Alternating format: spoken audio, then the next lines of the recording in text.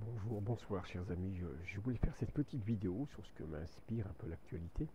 Alors tout d'abord, saluer une grosse racaille si j'ose dire, un type un retourné, on appelle ça un retourné.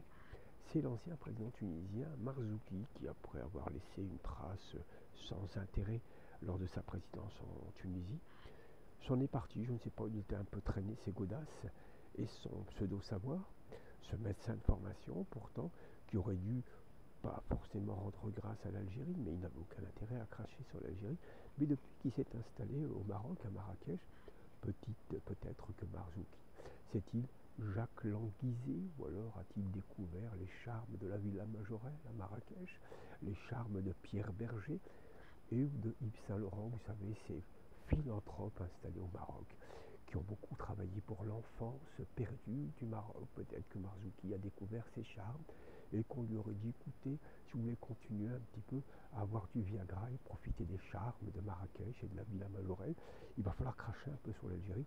C'est ce qui s'est empressé de faire ce chalgoumi de la politique. Marzouki, donc, a craché à 10 pique-pans de l'Algérie en disant que eh bien non, les manifestations, la colère, c'est pas au Maroc qu'elle doit monter, mais plutôt en Algérie, en Tunisie, rien que ça. Et en Égypte aussi, a-t-il dit.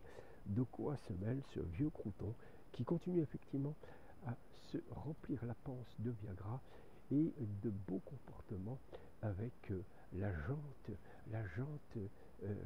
mineure de Marrakech. Bref, dans le même temps, il y a eu un démenti qu'il y a quelques jours, il y avait eu une vidéo qui a été faite grâce à l'IA qui faisait dire à Nasser, l'ex-président égyptien, il aurait dénoncé l'Algérie en disant que l'Algérie boumedienne, l'armée algérienne, n'aurait été d'aucune utilité pour l'Égypte, faisant fi des années d'indépendance où les grands leaders algériens se sont rendus là-bas, ont collaboré avec l'Égypte en vue de l'indépendance de l'Algérie, mais pas que l'Égypte.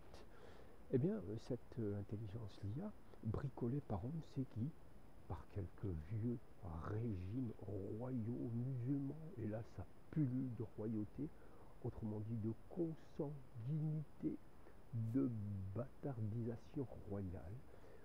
Cette intelligence a été peut-être, et ce commentaire fallacieux a été commandé là-bas, pour faire dire ça à Gamal Abdel Nasser. Alors il y a eu un démenti, puisque le maréchal, s'il vous plaît, la Marion maréchal égyptienne, Sissi, a appelé Tebboune pour regretter cette intelligence artificielle et remettre les choses en place. Merci en tous les cas d'avoir fait ça. Attention, personnellement, je pense que Sissi ne l'a pas fait parce qu'il aime l'Algérie ou les Algériens. Non, il l'a fait par intérêt, parce qu'il y a beaucoup de liens commerciaux avec l'Algérie et il ne fallait pas laisser ce malentendu, surtout qu'il est dans de sales draps après sa collaboration, plus que sa normalisation, cette espèce d'inceste avec l'État génocidaire. Donc il a fallu aussi redorer son blason à ce Sissi qui d'ailleurs ne change pas, chasser le ridicule, il revient au galop, puisque Sissi a souhaité qu'un autre criminel, Trump, obtienne le prix Nobel de la paix. Voilà, en fait ici c'est pas un président, c'est juste un paix de lapin. Et voilà, et donc ce prix Nobel, pour revenir à l'actualité, ce prix Nobel, alors le reportage fallacieux a été aussi diffusé par la chaîne Al-Arabiya. Donc c'est une chaîne saoudienne, c'est ça, l'Arabie maudite, l'Arabie saoudite, Arabie maudite si j'ose dire, qui est maudite surtout depuis la mort du roi Faisal en 73, qui lui, il faut bien le dire, était un immense roi. Bref, j'y reviendrai là-dessus. Oh Dieu merci, la Tunisie a un président debout, un homme viril, un homme capable de dire non et de criminaliser toute relation avec l'État génocidaire. Ça c'est bien de la part de Sissi. Dire que l'Algérie et que la Tunisie pour faire ça. Après tous les autres, laisse tomber. Enfin, faut laisser tomber, faut pas chercher. Il faut rappeler aussi que dans l'histoire, la dynastie Hafside de Tunis avait des relations très proches avec la dynastie des Zianides de Tlemcen, et cette relation a perduré dans le temps.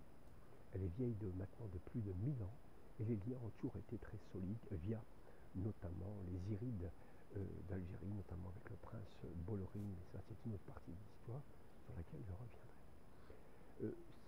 reste un peu dans ce coin-là, j'aimerais citer un homme qui est né à Saïda, justement à côté, vers 1820. C'est le Cheikh Boubarla, vous avez certainement entendu parler de cet homme, qui très très tôt va accompagner l'émir Abdelkader. De son vrai nom, je pense qu'il s'appelait Mohamed Gobrini, oui c'est ça. Il va accompagner l'émir Abdelkader dans sa lutte, dans sa résistance, jusqu'à 1847, où l'émir, pour des raisons politiques et aussi militaires, va déposer les armes pour préserver aussi la vie des Algériens. Sauf que le Cheikh Boubarla va refuser de déposer les armes. Il va continuer à se battre du côté donc, du centre de l'Algérie. Il va même se battre aux côtés de Lala Fatma Soumer, qui va vous dire un petit peu que cet homme allait partout dans l'Algérie pour continuer à résister. Hélas, il sera trahi, on est toujours trahi par les siens. Et Cheikh Boubarla sera capturé et il sera décapité et sa tête sera remise aux autorités coloniales comme vestige de la grandeur civilisationnelle, s'il vous plaît, de la France. Restons un petit peu dans le même sujet, chers amis, je parlerai des autres guillotinés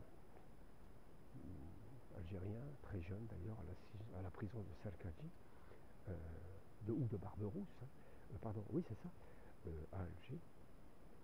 Plus tard, revenir sur une pratique de ces pays civilisés, c'était de décapiter et d'envoyer la tête en gage de triomphe. Ça a été le cas de Lord Kitchener. Lord Kitchener, c'était une belle ordure anglaise, une grosse saloperie, un criminel, quoi. Avec les honneurs évidemment de la reine, de la basse-cour, du coq, du lapin et de la chèvre de M. Seguin. Lord Kitchener a été le résident général de Khartoum, au Soudan. Et vers 1899, il attrape le leader de la résistance soudanaise, le Mahdi de Khartoum, et il va le décapiter. Mais c'est pas tout, comme ce monsieur a des manières très, très élégantes, très aristocratiques. Il va décapiter le Mahdi et envoyer sa tête à la reine d'Angleterre, à la reine Victoria, en guise d'anniversaire. Paraît-il que la reine n'a pas trop apprécié. On le serait à moins.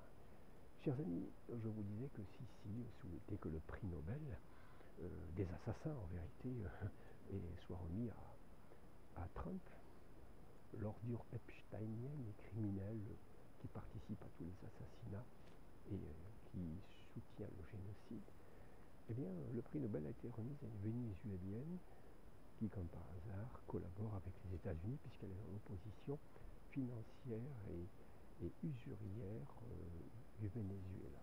En parlant de prix Nobel, pour moi, le prix Nobel dont il faut parler, et ne jamais oublier, c'est celui qui a été remis par Yasser Arafat. D'ailleurs, le discours d'inauguration a été écrit par le merveilleux Mahmoud Darwish, prix Nobel qui a été remis conjointement. C'est dommage quand même, ça a permis, ce prix Nobel a été remis conjointement à Yitzhak Rabin, qui est quand même quelqu'un qui a beaucoup de sang sur les mains, et un autre aussi,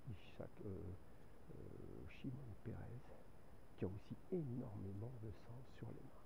Alors, c'est vrai qu'il a été remis régulièrement à des assassins. Le dernier en date, c'est Obama, quand même aussi, une belle ordure en matière de sang sur les mains. Voilà un petit peu sur tout ce qui est prix Nobel, chers amis, qui ne vaut pas du tout qu'on s'y intéresse. C'est tout ce que je voulais vous dire pour cette petite vidéo très nocturne. Veuillez la commenter, veuillez partager. Et puis, abonnez-vous surtout. Faites des pouces, très très important que vous fassiez des pouces, puisque c'est comme ça que l'algorithme puisse exister. Merci Mohamed El-Khwarizmi, inventeur des algorithmes. Donc, allez-y, poussez la radio comme la vidéo comme vous le pouvez, chers amis. Je vous remercie infiniment. Je n'ai rien oublié. Non, ça ira comme ça pour ce soir. Merci, à très bientôt.